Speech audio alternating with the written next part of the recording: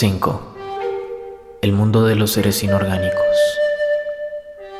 A pesar de que don Juan parecía no solo desinteresado en hablar sobre el tema del ensueño, sino hasta molesto, yo aún solicitaba su consejo, pero únicamente en casos de extrema necesidad. Cada vez que hablábamos de mis prácticas de ensueño, él minimizaba la importancia de cualquier cosa que hubiese logrado. Yo consideré esa reacción suya como una confirmación de su perenne desapruebo. En ese entonces, mi interés en los seres inorgánicos se había convertido en la parte crucial de mis prácticas de ensueño.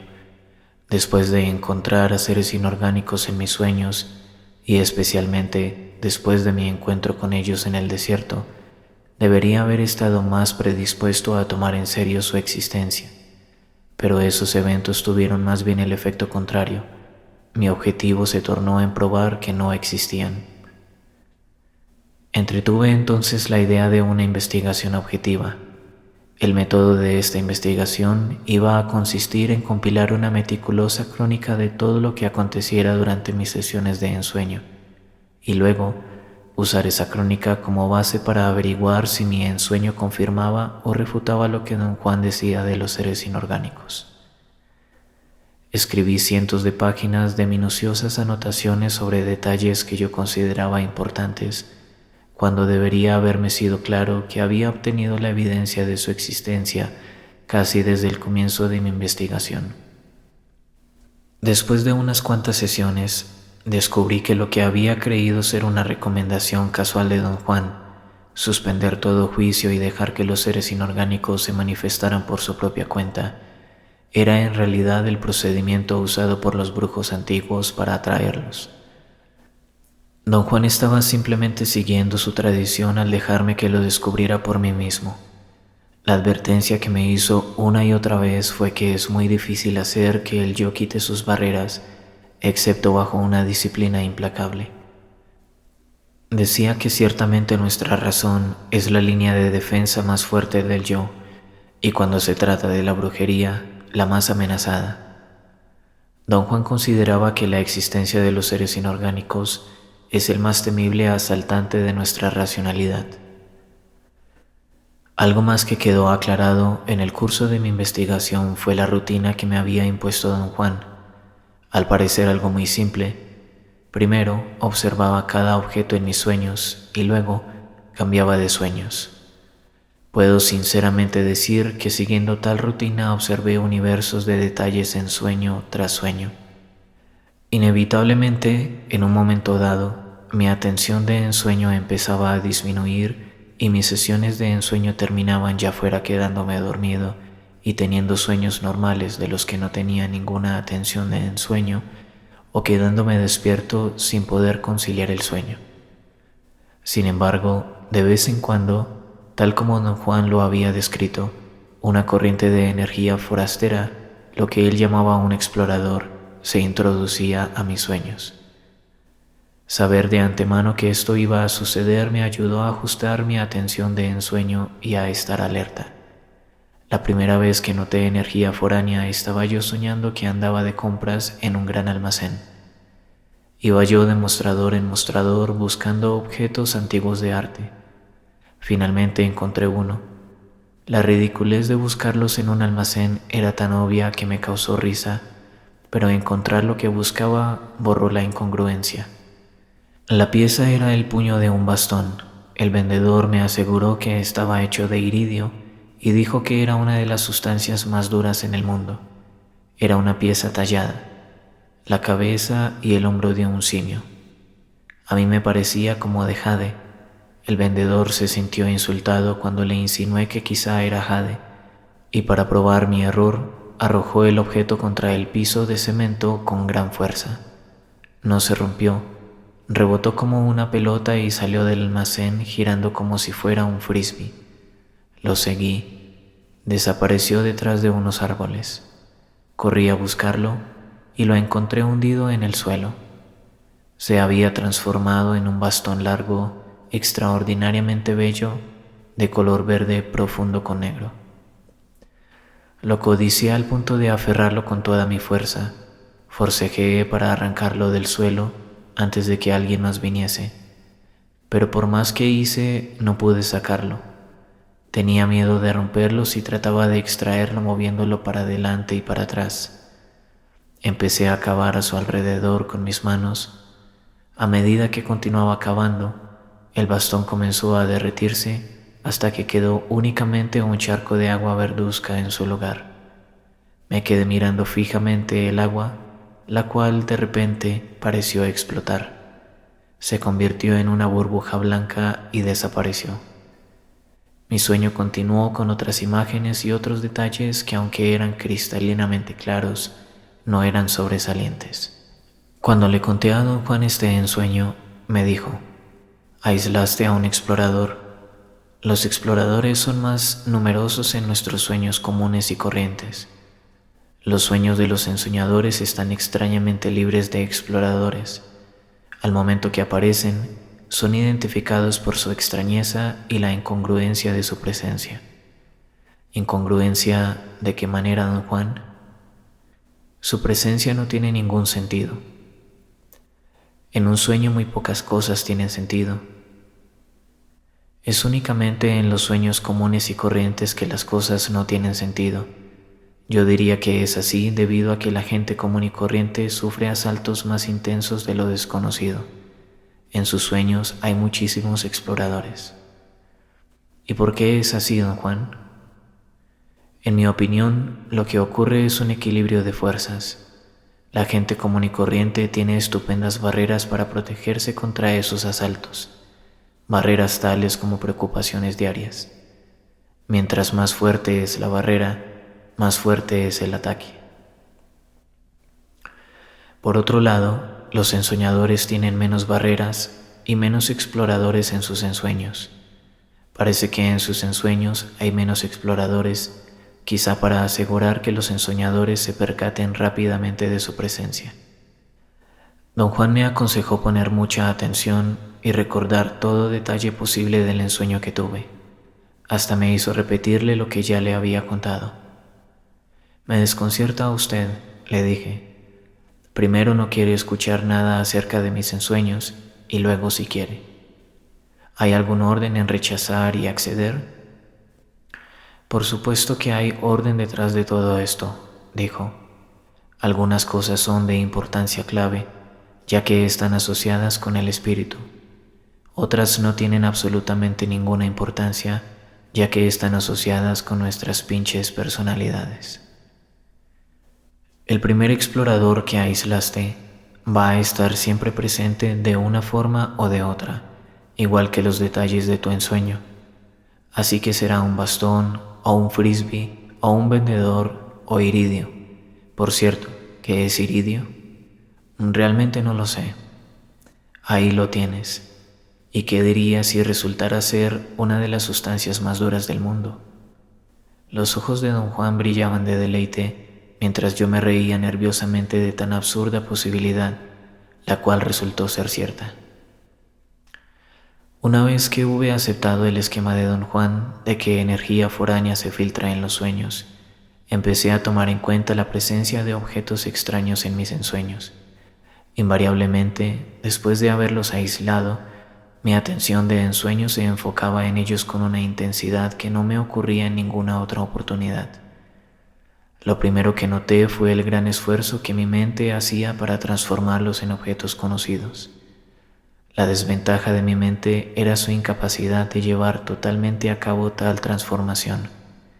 El resultado era un objeto espurio, casi desconocido. Después, la energía foránea se disipa fácilmente, convirtiéndose en una burbuja de luz que era rápidamente absorbida por otros apremiantes detalles de mis ensueños. En el nivel de ensueño en que te encuentras ahora, los exploradores son rastreadores que vienen del reino de los seres inorgánicos, dijo don Juan, comentando acerca de lo que me sucedía. Son muy rápidos y esto quiere decir que no se quedan por mucho tiempo. ¿Por qué dice usted que son rastreadores, don Juan? Porque siguen el rastro de la conciencia. Ellos tienen conciencia de ser y propósito, aunque eso sea incomprensible para nuestras mentes. ¿Cuál es la diferencia entre un rastreador y un explorador? Los rastreadores van en pos de las huellas que deja la conciencia de ser a su paso. Los exploradores la exploran una vez que la encuentran. Como ya te lo he dicho, los exploradores vienen del mundo de los seres inorgánicos. Su conciencia y propósito quizás sea comparable al propósito y la conciencia de los árboles. Explicó que la conciencia de ser es como una velocidad interna y que la velocidad interna de los árboles y de los seres inorgánicos son infinitamente más lentas que la nuestra y por lo tanto incomprensibles para nosotros. Ambos, los seres inorgánicos y los árboles, están hechos para adorar mucho más que nosotros, añadió. Son inmóviles, pero hacen que todo se mueva a su alrededor. ¿Quiere usted decir, don Juan, que los seres inorgánicos son estacionarios como los árboles? Naturalmente. Lo que ves en tus ensueños, como palos oscuros o luminosos, son sus proyecciones. Lo que oyes como la voz del emisario de ensueño es también su proyección, al igual que lo son los exploradores. Me puse repentinamente muy ansioso, agobiado por sus aseveraciones. Le pregunté a don Juan si los árboles también tenían proyecciones de esa naturaleza. Las tienen, dijo. Para nosotros los seres humanos, las proyecciones de los árboles son menos amigables aún que las de los seres inorgánicos. Los ensoñadores nunca las buscan, a menos que estén en un estado de profunda amenidad con los árboles. Un estado muy difícil de lograr, ya que nosotros no tenemos amigos en esta tierra. Se rió entre dientes y añadió, no es un gran misterio la razón de esto. Quizá no lo sea para usted, don Juan, pero ciertamente lo es para mí. Somos destructivos a más no poder. Hemos ganado la enemistad de todos los seres vivientes de esta tierra. Es por eso que no tenemos amigos. Me sentí más mal aún y quise terminar la conversación, pero una repentina oleada de curiosidad me hizo regresar al tema de los seres inorgánicos. ¿Qué cree usted que debería hacer para seguir a uno de los exploradores? Pregunté. ¿Qué razón podrías tener para seguirlos? Estoy haciendo una investigación objetiva sobre los seres inorgánicos. Ahora sí que me estás tomando el pelo, ¿verdad? ¿A poco no estabas totalmente convencido de que los seres inorgánicos no existen? Su tono burlón y su risa entrecortada me dieron a entender lo que pensaba de mi investigación. Cambié de parecer, don Juan. Ahora quiero explorar todas esas posibilidades. Acuérdate que el reino de los seres inorgánicos era el terreno de los brujos antiguos. Para llegar allí, tuvieron que fijar tenazmente su atención de ensueño en los objetos de sus sueños. Acuérdate que el reino de los seres inorgánicos era el terreno de los brujos antiguos. Para llegar ahí, tuvieron que fijar tenazmente su atención de ensueño en los objetos de sus sueños. De esa manera, eran capaces de aislar a los exploradores, y una vez que tenían a los exploradores enfocados, gritaban su intento de seguirlos. En el instante en que los brujos antiguos manifestaban en voz alta su intento, una fuerza incontenible los jalaba. ¿Así tan simplemente como eso, don Juan? No me contestó. Se sonrió mirándome a los ojos, como retándome a que lo hiciera.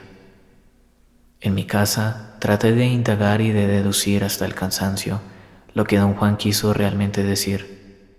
No estaba en absoluto dispuesto a considerar que quizá hubiera descrito un proceso factible. Un día, después de haber agotado todas mis ideas y mi paciencia, tuve un extraño sueño. En él, un pez repentinamente brincó fuera de una alberca al borde de la cual yo caminaba. El pez se retorció a mis pies y luego voló como si fuera un pájaro con alas coloridas y se sentó en una rama, siendo aún un pez. La escena era tan poco común que mi atención de ensueño se galvanizó. Supe instantáneamente que se trataba de un explorador. Un segundo más tarde, cuando el pez pájaro se transformó en un punto de luz, grité mi intento de seguirlo, y tal como don Juan lo había dicho, Una fuerza incontenible me jaló a otro mundo. Volé a través de un túnel oscuro como si fuera yo un insustancial insecto volador. La sensación de un túnel terminó de una manera abrupta, exactamente como si yo hubiera sido arrojado fuera de un tubo. El impulso me dejó, de un golpe, frente a una inmensa masa física. Me encontraba casi tocándola. En cualquier dirección que mirara, no podía ver su fin. Cínicamente, me puse a pensar que yo mismo estaba construyendo la visión de esa masa, al igual que uno construye un sueño. ¿Y por qué no?, pensé. Después de todo, estaba dormido, ensoñando. Sin otra cosa que hacer, seguí mi rutina y empecé a observar los detalles de mi ensueño. Lo que estaba frente a mí se parecía mucho a una gigante esponja. Era una masa porosa y cavernosa. No podía sentir su textura, pero se veía como si fuera áspera y fibrosa. Era de un color café oscuro. No cambiaba de forma, tampoco se movía. Al mirarla fijamente, tuve la absurda impresión de que esa masa estacionaria era algo real. Estaba fija en algún sitio, ejerciendo una atracción tan poderosa sobre mí que me era totalmente imposible desviar mi atención de ensueño para examinar algo más. Una extraña fuerza que jamás había encontrado antes en mis ensueños me tenía aprisionado. Luego, sentí claramente cómo la masa dejaba libre mi atención de ensueño, la cual se enfocó en el explorador que me había transportado hasta allí. En la semioscuridad se veía como una luciérnaga flotando a mi lado, por encima de mí. En su reino era una pequeña masa de pura energía. Yo era capaz de ver su chisporroteo energético. Parecía estar consciente de mí. De repente se me echó encima y me jaló o me aguijoneó. No sentí su toque, sin embargo, sabía que me estaba tocando. Era una sensación nueva y asombrosa. Sentí como si una parte de mí, que no estaba presente ahí, hubiese sido electrificada por ese toque. Una tras otra, oleadas de energía pasaron por ese yo ausente. A partir de ese momento, todo en mi ensueño se volvió mucho más real que antes, al punto de que se tornó muy difícil mantener la idea de que estaba meramente ensoñando. Una dificultad incrementada por la certeza de que con su toque, el explorador había hecho una conexión energética conmigo. Empecé a adivinar lo que quería que yo hiciera en el instante mismo en que parecía jalarme o empujarme. Lo primero que hizo fue empujarme hacia adentro de la masa física, a través de una enorme caverna o apertura. El interior era tan homogéneamente poroso como el exterior, pero de apariencia más pulimentada, como si la asperidad hubiese sido lijada. Me encontré frente a una estructura semejante a una amplificación de un panal de abejas. Innumerables túneles de forma geométrica partían en todas direcciones, formaban ángulos entre uno y otro, o iban hacia arriba o hacia abajo en leves inclinaciones, grandes, empinadas o verticalmente. La luz era muy tenue, sin embargo, todo era perfectamente visible. Los túneles parecían estar vivos y conscientes de sí, chisporroteaban. Al quedarme mirándolos fijamente me di cuenta de que estaba viendo. Esos eran túneles de energía. En el instante de comprender esto, la voz del emisario de ensueño rugió en mis oídos tan fuerte que no pude entender lo que dijo. «Baja el tono», grité con mi inusual impaciencia y comprobé que si hablaba, bloqueaba la visión de los túneles y entraba en un vacío en el cual lo único que podía hacer era escuchar. El emisario moduló su voz y dijo: «Estás adentro de un ser inorgánico. Escoge un túnel y hasta puedes vivir en él». La voz se calló por un instante y luego añadió: «Eso es, si así lo deseas». No pude decir nada. Tenía miedo de que cualquier afirmación que hiciera pudiera ser interpretada de manera opuesta a lo que quería decir. «Hay infinitas ventajas para ti», continuó la voz del emisario. Podrías vivir en tantos túneles como te plazca, y cada uno de ellos te enseñaría algo diferente. Los brujos de la antigüedad vivieron así y aprendieron cosas maravillosas. Aunque sin sentirlo, tuve la sensación de que el explorador me empujaba por detrás. Parecía urgirme a seguir adelante. Tomé el túnel inmediatamente a mi derecha. Tan pronto como estuve en él, comprendí que estaba flotando. Era yo una masa de energía igual al explorador. La voz del emisario sonó una vez más en mis oídos. Sí, eres una masa de energía, dijo, reafirmando lo que yo ya sabía, pero aún así, su redundancia me causó alivio. Y estás flotando dentro de un ser inorgánico, prosiguió. Esta es la forma en que el explorador quiere que te muevas en este mundo. Cuando te tocó, te cambió para siempre. Ahora, prácticamente eres uno de nosotros. Si te quieres quedar aquí, simplemente tienes que manifestar tu intento en voz alta. El emisario dejó de hablar y pude ver nuevamente el túnel, pero cuando volvió a dirigirme la palabra, algo se había ajustado. Podía escuchar la voz del emisario sin perder de vista a ese mundo. Los brujos antiguos aprendieron todo lo que sabían acerca del ensueño, quedándose aquí con nosotros, dijo. Estaba a punto de preguntarles si habían aprendido todo lo que sabían simplemente viviendo en esos túneles, pero el emisario me contestó antes de que se lo preguntara. Sí, aprendieron todo simplemente viviendo dentro de los seres inorgánicos, dijo. Lo único que los brujos antiguos tuvieron que hacer para vivir adentro de ellos fue decirlo, de la misma manera que lo único que tuviste que hacer tú para llegar aquí fue expresar tu intento en voz alta de una manera fuerte y clara. El explorador me señaló que continuara moviéndome. Por un momento dudé qué hacer. El explorador hizo algo muy similar a darme un empellón de tal magnitud que volé a una velocidad inverosímil por innumerables túneles sin chocar contra nada, cambiando direcciones sin saber cómo. Finalmente me detuve porque el explorador se detuvo. Nos quedamos flotando por unos instantes y luego caímos en un túnel vertical. No sentí el drástico cambio de dirección. De acuerdo a mi percepción, continuaba moviéndome en forma paralela al suelo. Cambiamos de direcciones verticales arriba y abajo varias veces, y en todos esos cambios experimenté la misma percepción. Estaba a punto de formular un pensamiento al respecto cuando escuché la voz del emisario. Creo que te sentirías mejor si gatearas en lugar de volar, dijo. También te puedes mover como una araña o una mosca, para arriba o para abajo o volteado de cabeza. Me calmé instantáneamente. Era como si hubiera estado hueco y de repente tuviera ahora un peso que podía mantener fijo en el piso.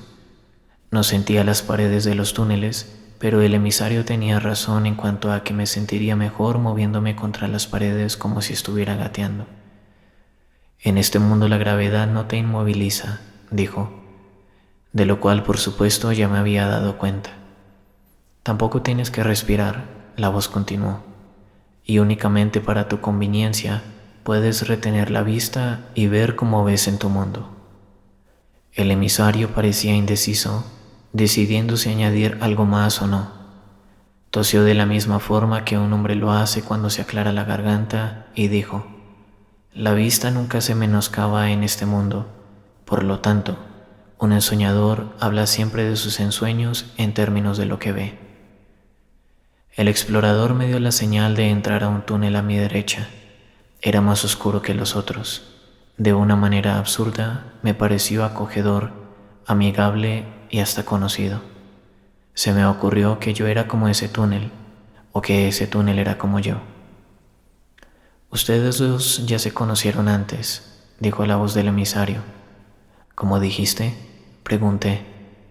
Entendí lo que me había dicho, pero no podía comprender lo que quería decir con eso. Ustedes dos forcejeaban una vez y por esa razón ahora llevan consigo la energía del uno y del otro. Se me ocurrió que la voz del emisario estaba llena de malicia y hasta de sarcasmo. No, no es sarcasmo, me aseguró el emisario. Me da gusto que tengas familiares aquí entre nosotros. ¿Qué quieres decir con familiares?, pregunté. Cuando se comparte energía, se crea un parentesco, contestó. La energía es como la sangre.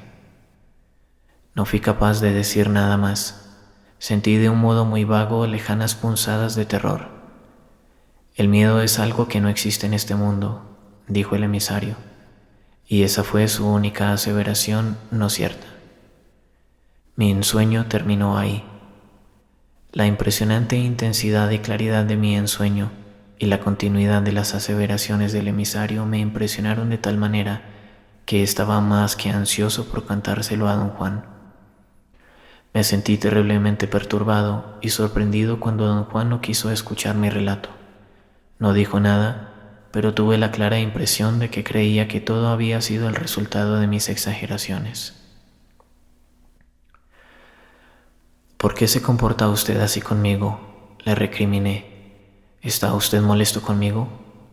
No, no estoy molesto contigo de ninguna manera, dijo. El problema es que no puedo hablar de esta parte de tu ensueño. Estás completamente solo en este asunto. Te he dicho que los seres inorgánicos son reales. Ahora te estás dando cuenta de lo reales que son. Pero lo que hagas con tus descubrimientos es asunto tuyo, únicamente tuyo. Algún día te darás cuenta de la razón por la cual tienes que estar solo. Pero no hay nada que usted me pueda decir acerca de ese ensueño, insistí. Lo que te puedo decir es que no fue solamente un ensueño, fue un viaje a lo desconocido, un viaje necesario y extremadamente personal. Inmediatamente cambió de tema y empezó a hablar sobre otros aspectos de su enseñanza, pero a partir de ese día, a pesar de mi miedo y la falta de consejos, me convertí en un viajero diario a ese mundo esponjoso. Comprobé que cuanto más intensa era mi capacidad de observar los detalles de mis ensueños, más fácil era aislar a los exploradores. Si admitía que los exploradores eran una energía foránea, se mantenían dentro de mi campo de percepción por un rato. Si los tomaba como objetos casi conocidos, se quedaban por un rato aún más largo, cambiando de forma erráticamente. Pero si los seguía, expresando en voz alta mi intento de ir con ellos, los exploradores transportaban mi atención de ensueño a un mundo más allá de lo que puedo normalmente imaginar. Don Juan me había dicho que los seres inorgánicos están siempre dispuestos a enseñar, pero no me había dicho que lo que están dispuestos a enseñar es ensoñar. Me aseguró que el emisario de ensueño, siendo una voz, es un perfecto puente entre ese mundo y el nuestro. Lo que descubrí fue que la voz del emisario no era solamente la voz de un maestro, sino la voz del más sutil de los vendedores. Repetía una y otra vez, en la ocasión y el momento precisos, las ventajas que su mundo ofrecía. Sin embargo, también me enseñó cosas de incalculable valor sobre diferentes aspectos del ensueño.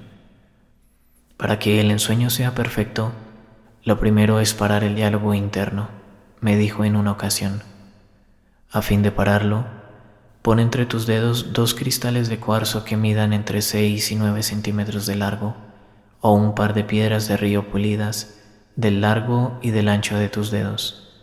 Dobla un poco tus dedos y presiona los cristales o piedras con ellos. El emisario añadió que pedazos de metal pulido, siempre y cuando fueran de la misma medida de los dedos, eran igualmente efectivos. El procedimiento consistía en presionar 2 o hasta 3 objetos delgados entre los dedos de cada mano, creando de esta manera una presión casi dolorosa en las manos, una presión que tenía la extraña propiedad de parar el diálogo interno. El emisario expresó su preferencia por los cristales de cuarzo. Dijo que daban los mejores resultados, aunque con práctica cualquier cosa era adecuada. Quedarse dormido en un momento de silencio total garantiza una perfecta entrada al ensueño, dijo la voz del emisario, y también garantiza el incremento de la atención de ensueño. Los ensoñadores deberían usar un anillo de oro, me dijo el emisario en otra ocasión, y es preferible que les quede un poco apretado. Su explicación fue que un anillo sirve a los ensoñadores como puente para emerger del ensueño y regresar al mundo cotidiano, o para sumergirse desde nuestra conciencia cotidiana en el reino de los seres inorgánicos. ¿Cómo funciona ese puente?, pregunté. No había comprendido lo que esto implicaba. El contacto de los dedos con el anillo tiende el puente, dijo el emisario. Si un ensoñador ensueña con un anillo puesto, ese anillo atrae la energía de mi mundo y la guarda, y cuando es necesario, el anillo libera esa energía en los dedos del ensoñador y eso lo transporta de regreso a este mundo. La presión que ese anillo ejerce alrededor del dedo sirve igualmente para asegurar que el ensoñador regrese a su mundo, al crear en su dedo una sensación familiar y constante. Durante otras sesiones de ensueño, el emisario dijo que nuestra piel es el órgano perfecto para transformar ondas energéticas de la forma del mundo cotidiano a la forma del mundo de los seres inorgánicos o viceversa. Recomendó mantener la piel fresca y libre de aceites o pigmentos. También recomendó que los ensoñadores usaran un cinturón apretado o una cinta en la frente o un collar para así crear un punto de presión, el cual sirve como un centro de intercambio energético en la piel. Explicó que la piel automáticamente filtra energía y lo que se necesita para que la piel no solo la filtre, sino también la intercambie de una forma a la otra, es expresar nuestro intento en voz alta durante el ensueño. La voz del emisario me hizo un día un maravilloso obsequio. Dijo que para poder asegurar la agudeza y precisión de nuestra atención de ensueño, debemos sustraerla de atrás de nuestro paladar, donde se localiza un enorme depósito de atención en todos los seres humanos. Las direcciones específicas del emisario fueron emplear disciplina y control para presionar la punta de la lengua contra el paladar mientras se ensueña. La caracterizó como una tarea tan difícil y desgastante como encontrarse las manos en un sueño, pero que una vez perfeccionada, da asombrosos resultados en el control de la atención de ensueño. Recibí del emisario instrucciones en todos los temas concebibles, instrucciones que rápidamente olvidaba si no me eran repetidas infinidad de veces. Le pedí consejo a don Juan acerca de este problema de no poder retener las informaciones que me daba el emisario. Su comentario fue tan breve como me lo esperaba. Enfócate solamente en lo que el emisario dice acerca del ensueño, dijo. Fiel a esa recomendación, únicamente seguí sus instrucciones cuando trataban sobre el ensueño y corroboré personalmente su valor. Lo más vital para mí fue que la atención de ensueño está localizada atrás del paladar. Tuve que llevar a cabo un tremendo esfuerzo para sentir que estaba presionando el paladar con la punta de mi lengua mientras ensoñaba. Una vez que lo logré, mi atención de ensueño tomó su propio curso y se volvió quizá más aguda que mi percepción normal del mundo cotidiano. No me costó trabajo deducir cuán profundo debe haber sido el trato y compromiso de los brujos antiguos con los seres inorgánicos. Los comentarios y advertencias de don Juan sobre el peligro de tal relación se volvieron para mí más apremiantes que nunca. Hice lo mejor que pude para vivir de acuerdo a su criterio de una autoexaminación de misericordia. Solamente así el emisario se pudo convertir en un reto para mí, el reto de no sucumbir a la tentación de sus promesas de conocimiento y poder ilimitado, logrados con solo expresar el deseo de vivir en ese mundo. ¿Me debería usted dar por lo menos una idea sobre lo que debo hacer?, insistí en una ocasión en la que hablamos del ensueño. No puedo, dijo de modo concluyente, y no me lo pidas otra vez. Te dije que en esta situación los ensoñadores tienen que estar solos. Pero ni siquiera sabe usted lo que quiero preguntarle. Por supuesto que lo sé. ¿Quieres que te diga que está bien que vivas en uno de esos túneles, aunque tu única razón para vivir allí sea la de averiguar de qué te está hablando la voz del emisario? Tuve que admitir que esa era exactamente mi dilema. Quería por lo menos saber qué implicaba la aseveración del emisario de que uno puede vivir dentro de esos túneles. Yo tuve que pasar por el mismo tormento, prosiguió don Juan, y nadie me pudo ayudar. La decisión de vivir en ese mundo es algo extremadamente personal y final, una decisión que se finaliza en el instante mismo en que se expresa en voz alta el deseo de vivir allí. Los seres inorgánicos satisfacen los más íntimos caprichos de los ensoñadores con tal de que expresen tal deseo. Esto es realmente diabólico, don Juan. ¿Y cómo? Pero no solamente por lo que estás pensando. Para ti, la parte diabólica es la tentación de ceder, especialmente cuando las recompensas son tan grandiosas. Para mí, la naturaleza diabólica del reino de los seres inorgánicos es que puede que sea el único refugio que los ensoñadores tienen en un universo hostil. ¿Es realmente un refugio para los ensoñadores, don Juan? Ciertamente es un refugio para algunos ensoñadores. Estoy solo en un universo hostil y he aprendido a decir, pues que así sea. Ese fue el final de nuestra conversación. No dijo lo que yo quería oír, sin embargo, entendí perfectamente bien que el solo deseo de saber cómo sería vivir en uno de esos túneles significaría escoger ese modo de vida. Yo no estaba interesado en tal cosa. En esos momentos tomé la decisión de continuar con mis prácticas de ensueño sin ninguna otra implicación. Se lo dije a don Juan rápidamente. No digas nada, me aconsejó, pero sí entiende que si escoges permanecer en ese mundo, tu decisión será final. Te quedarás allí para siempre. Me es imposible juzgar objetivamente qué fue lo que sucedió durante las innumerables veces que ensoñé ese mundo. Puedo decir que parecía ser un mundo tan real como cualquier sueño puede ser real, o también puedo decir que parecía ser tan real como nuestro mundo cotidiano lo es. Ensoñando ese mundo me di cuenta de lo que tantas veces don Juan me había dicho, que bajo la influencia del ensueño, la realidad sufre una metamorfosis. Me encontré frente a las dos opciones que enfrentan todos los ensoñadores. Don Juan dijo que o ajustamos nuestro sistema de interpretación sensorial o hacemos caso omiso de él. Para don Juan, el ajustar nuestro sistema de interpretación significaba renovarlo. Dijo que al vivir de acuerdo a las premisas del camino del guerrero, los ensoñadores ahorran y almacenan la energía necesaria para suspender todo juicio y facilitar de esta forma la renovación del sistema de interpretación. Explicó que si les da por renovarlo, la realidad se vuelve fluida y la esfera de lo que puede ser real aumenta sin poner en peligro la integridad de la realidad. Ensoñar abre la puerta a otros aspectos de lo que es real. Si a los ensoñadores les da por hacer caso omiso del sistema de interpretación, el campo de lo que puede ser percibido sin interpretación aumenta sin medida.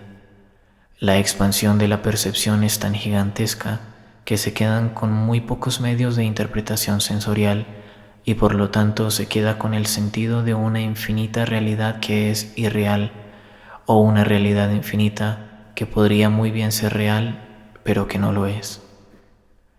La única opción aceptable para mí fue la de reconstruir y expandir mi sistema de interpretación. Al ensoñar el reino de los seres inorgánicos, tuve que enfrentar, de ensueño en ensueño, la consistencia de ese mundo, empezando por encontrar a los exploradores, expresar mi intento de seguirlos, escuchar la voz del emisario y entrar en los túneles. Los atravesé una y otra vez sin sentir nada, pero estando consciente de que el tiempo y el espacio eran constantes, aunque no en términos discernibles para la razón bajo circunstancias normales. Sin embargo, al notar la diferencia, ausencia o profusión de detalle en cada túnel, o al notar el sentido de distancia entre los túneles, o al notar el largo o ancho aparente de cada túnel por el cual viajé, llegué a tener un mínimo sentido de observación objetiva. El ajuste más dramático de mi sistema de interpretación fue en la idea del yo en el mundo de los seres inorgánicos.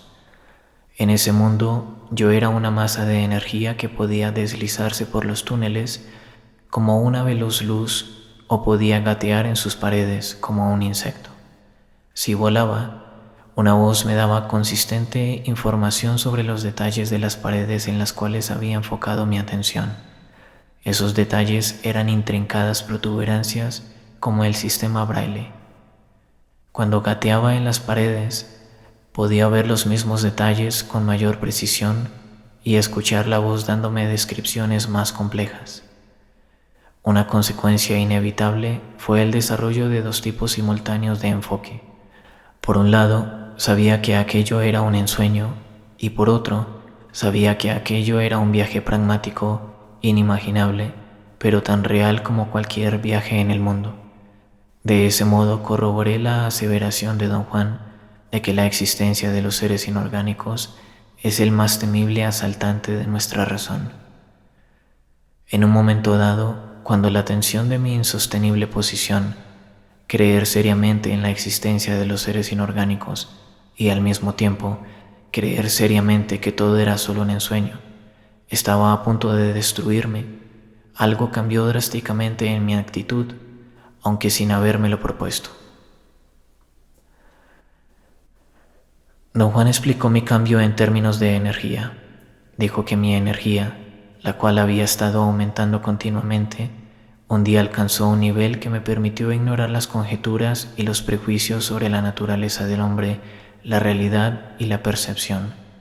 Ese día me enamoré del conocimiento sin considerar su lógica o su valor funcional y sobre todo sin considerar mi conveniencia personal. Cuando mi investigación sobre la existencia de los seres inorgánicos me dejó de importar, Don Juan, por su propia cuenta, me habló de mis prácticas de ensueño. Creo que no estás consciente de la regularidad de tus encuentros con los seres inorgánicos, dijo. Tenía razón. Nunca me había tomado la molestia de pensar en mis viajes de ensueño. Los hacía sin más ni más. Le comenté sobre lo raro de mi descuido. No es un descuido, dijo. El carácter de ese reino es fomentar los secretos, el sigilo. Los seres inorgánicos se encubren en el misterio y la oscuridad. Piensa en esa masa porosa que es su mundo, estacionario, fijo para atraernos como polillas a la luz o al fuego. Hay algo que el emisario no se atrevió a decirte, que los seres inorgánicos buscan nuestra conciencia o la conciencia de cualquier ser que caiga en sus redes. Nos dan conocimiento, pero cobran su precio, todo nuestro ser. ¿Quiere usted decir, don Juan, que los seres inorgánicos son como pescadores? Exactamente. En un momento dado, el emisario te va a mostrar hombres que han sido atrapados ahí por ellos, o a lo mejor te mostrará otros seres que no son humanos, los cuales también fueron ahí atrapados. Mi reacción debería de haber sido miedo y repugnancia. Las revelaciones de don Juan me afectaron profundamente, pero en el sentido de que me despertaron una incontenible curiosidad que me hacía casi jadear. Los seres inorgánicos no pueden forzar a nadie a que se quede con ellos, prosiguió don Juan. Vivir en su mundo es un asunto voluntario. Sin embargo, son capaces de aprisionarnos, concediéndonos todos nuestros deseos, consintiéndonos y llenándonos de mimos. Ten cuidado con la conciencia inmóvil. La conciencia de ese tipo tiene que buscar movimiento y, como te dije, lo hace creando proyecciones fantasmagóricas en algunas ocasiones. Le pedí a don Juan que me explicara eso de las proyecciones fantasmagóricas. Dijo que los seres inorgánicos se agarraban de los sentimientos más íntimos de los ensoñadores y jugaban con ellos sin misericordia, creando fantasmas ya sea para agradar o para atemorizar a los ensoñadores. Me recordó que yo había forcejeado con uno de esos fantasmas.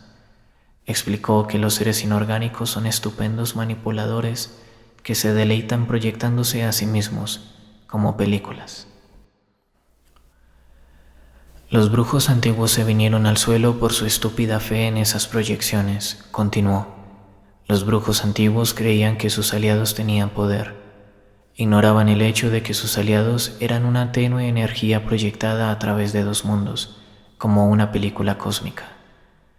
¿Se está usted contradiciendo, don Juan? Usted mismo dijo que los seres inorgánicos son reales y ahora me dice que son meramente proyecciones. No dije que los seres inorgánicos son meramente proyecciones. Dije que se proyectan en nuestro mundo como películas, y me permití añadir que eran como películas de tenue energía proyectada a través de las líneas fronterizas de dos mundos. No hay contradicción en lo que dije. Pero ¿qué me dice acerca de los seres inorgánicos en su propio mundo? ¿Son también meras proyecciones? De ninguna manera.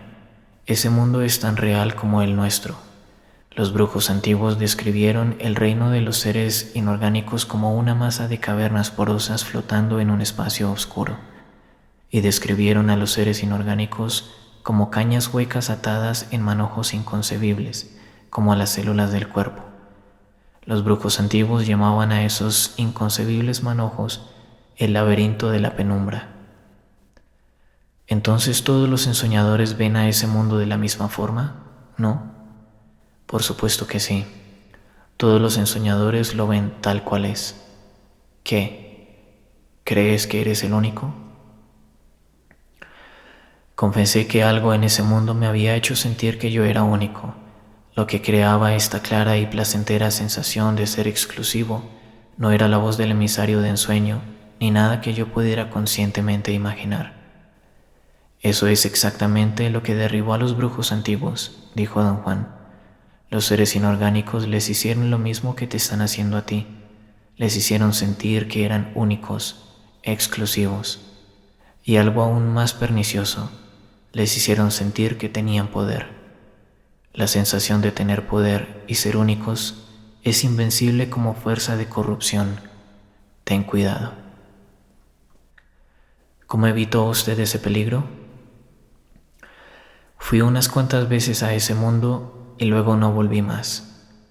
Don Juan explicó que, en la opinión de los brujos, el universo es predatorio y que los brujos tomaban esto en cuenta al llevar a cabo sus actividades diarias de brujería.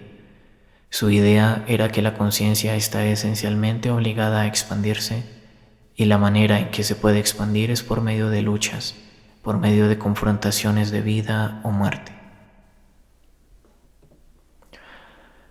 La conciencia de los brujos se expande cuando ensueñan, prosiguió, y en el momento en que se expande, algo allá afuera reconoce su expansión y se propone conseguirla.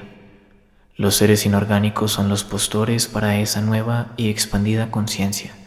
Los ensoñadores deben estar siempre alertas. En el momento en que se aventuran en ese universo predatorio, se convierten en presas. ¿Qué es lo que usted me sugiere que haga para estar a salvo, don Juan? No te descuides ni por un segundo. No dejes que nada ni nadie decida por ti. Ve al mundo de los seres inorgánicos únicamente cuando tú quieras ir. Honestamente, don Juan, yo no sabría cómo hacer eso. Una vez que aíslo a un explorador, una tremenda presión se ejerce sobre mí para que vaya. No tengo ni la menor idea cómo cambiar de parecer. Déjate de idioteces. Tú puedes parar cuando se te dé la gana. No lo has intentado, eso es todo. Insistí con vehemencia que me era imposible parar. Él no prosiguió con el tema y me sentí agradecido por ello.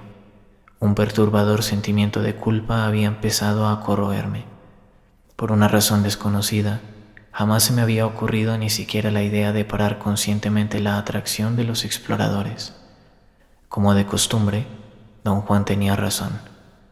Descubrí que realmente podía cambiar el curso de mi ensueño intentando ese curso. Después de todo, había intentado que los exploradores me transportaran a su mundo. Era factible que si intentaba deliberadamente lo opuesto, mi ensueño seguiría un curso opuesto. Por medio de la práctica, mi capacidad de parar o de intentar mis viajes al reino de los seres inorgánicos se volvió extraordinariamente aguda, y esto trajo consigo un control más profundo de mi atención de ensueño. Poder parar o intentar mis viajes cuando se me antojara me volvió más osado. Tu confianza es aterradora, fue el comentario que don Juan hizo. cuando le conté acerca de los nuevos aspectos de mi control sobre la atención de ensueño. ¿Por qué aterradora?, pregunté. Yo estaba verdaderamente convencido del valor práctico de lo que había descubierto. Porque tu confianza es la confianza de un tonto, dijo. Te voy a contar una historia de brujos a propósito de esto. Yo no fui testigo de ella, pero el maestro de mi maestro, el Nahual Elías, sí. Don Juan dijo que el Nahual Elías y el amor de su vida, una bruja llamada Amalia, se perdieron en su juventud en el reino de los seres inorgánicos. Nunca había oído a don Juan hablar acerca de brujos que fueran el amor de la vida de nadie. Me sorprendió tanto que inmediatamente le eché en cara su inconsistencia. No es inconsistencia, es que siempre he rehusado contarte historias del afecto de brujos, dijo. Has estado tan sobresaturado de amor toda tu vida que quería darte un respiro. Bueno, el Nahual Elías y el amor de su vida, la bruja Amalia, se perdieron en el reino de los seres inorgánicos, prosiguió don Juan. Ellos no se fueron allí en ensueño, sino en su conciencia diaria y con sus cuerpos. ¿Cómo sucedió eso, don Juan? Su maestro, el Nahual Rosendo, en prácticas y temperamento era como tú, muy parecido a los brujos antiguos. Su intención era ayudar a Elías y a Amalia, pero en vez de eso los empujó a cruzar unos límites funestos. Lo que quería hacer era aplicar las técnicas de los brujos antiguos y conducir a sus dos discípulos a la segunda atención, pero lo que logró fue la desaparición de los dos jóvenes. Don Juan dijo que era una historia muy larga y complicada y que no cabía entrar en detalles, solamente me iba a contar cómo se perdieron en ese mundo. Dijo que el error en el cálculo del Nahual Rosendo fue asumir que los seres inorgánicos no estaban en lo absoluto interesados en las mujeres. Su razonamiento se basaba en la certeza que tienen los brujos de que el universo, en su totalidad, es marcadamente femenino y que lo masculino, al ser una ramificación de lo femenino, es escaso, por lo tanto codiciado. Don Juan comentó que quizá la escasez de lo masculino es la razón del injustificado dominio de los hombres en nuestro planeta. Yo quería seguir con este tema, pero él continuó con su historia. Dijo que el plan del Nahual Rosendo era instruir a Elías y a Amalia exclusivamente en la segunda atención, y para efectuar su plan usó la técnica prescrita por los brujos antiguos. Durante el ensueño aisló a un explorador y manifestó en voz alta su intento de que el explorador transportara a sus discípulos a la segunda atención. Expresar en voz alta un intento de tal naturaleza es un mandato que un explorador no puede desoír. Teóricamente, para una energía tan poderosa como un explorador, desplazar los puntos de encaje de Elías y Amalia a la posición apropiada no requería mucho esfuerzo. Lo que no consideró el Nahual Rosendo fue la malicia de los seres inorgánicos. El explorador desplazó el punto de encaje de sus discípulos, pero los desplazó a una posición desde la cual era muy fácil transportarlos corporalmente a su reino. ¿Es esto posible, don Juan? ¿Ser transportado corporalmente? Sí, es enteramente posible. Somos energía y esa energía se mantiene en una forma y posición específicas debido a la fijación del punto de encaje en su sitio habitual. Si esa ubicación cambia, la posición de nuestra energía cambia de acuerdo a ese cambio de ubicación. Todo lo que los seres inorgánicos tienen que hacer es desplazar el punto de encaje a la posición correcta y salimos disparados como una bala, con sombrero, zapatos y todo lo demás. ¿Puede esto ocurrirle a cualquiera de nosotros? Exactamente, especialmente si nuestra suma energética es considerable. Obviamente, la suma de la energía de Elías y Amalia juntos era algo que los seres inorgánicos no podían desechar. Confiar en los seres inorgánicos es absurdo. Ellos tienen su propio ritmo y ese ritmo no es humano. Le pregunté a don Juan qué fue exactamente lo que el Nahual Rosendo hizo para mandar a sus discípulos a ese mundo. Sabía que hacer esta pregunta era una estupidez de mi parte. Me sorprendí cuando respondió. Los pasos son la simpleza misma, dijo. Puso a sus discípulos dentro de un espacio muy reducido, algo así como un armario.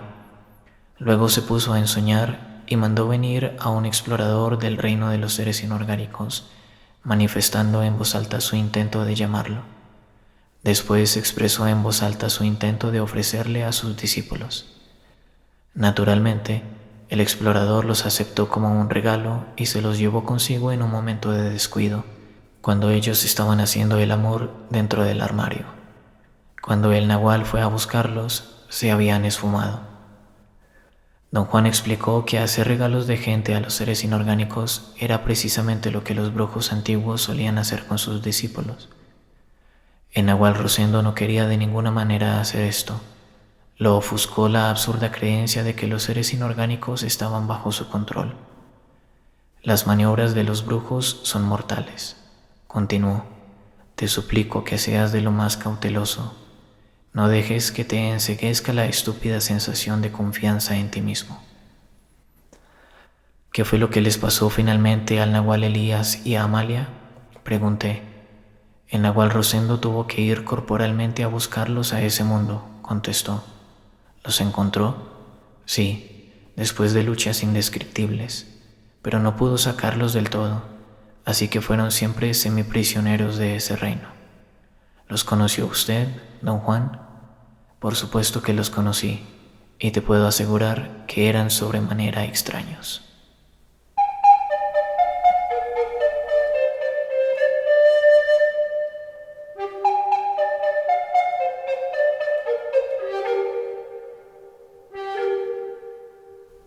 Nos vemos en el infinito.